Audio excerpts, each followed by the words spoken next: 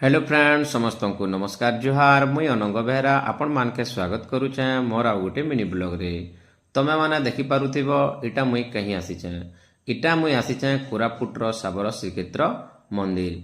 ई साबर श्रीक्षेत्र मंदिर के कहा जायसी ओडिसा रो सेकंड जगन्नाथ पुरी टेम्पल बरी करी। तो जेहेतु कि आमे सुनी थिसु किंतु केबे देखि नै थौ तो देवमाली जेते बेले पिकनिक करी जाइथिसु रिटर्न आवा बेले आमे गूगल रे सर्च करी पकासु कि ई पाखे बुलवा जगह केनटा अच्छे।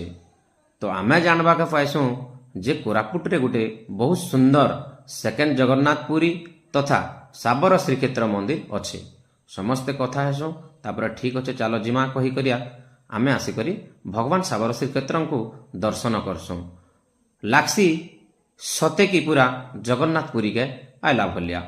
तो इने अनेक श्रद्धालु माने तांकर मनस्कामना नहीं करी आसीछन आउ भगवान तांकर डाक सुनबे बोली करी मोर निहाती भाव रे आशा आउ विश्वास।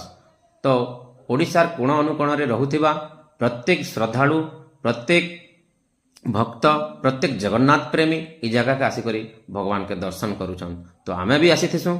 तो गाइस समस्त को नमस्कार जुहार। निहाती भाव रे भल लागले लाइक करबे।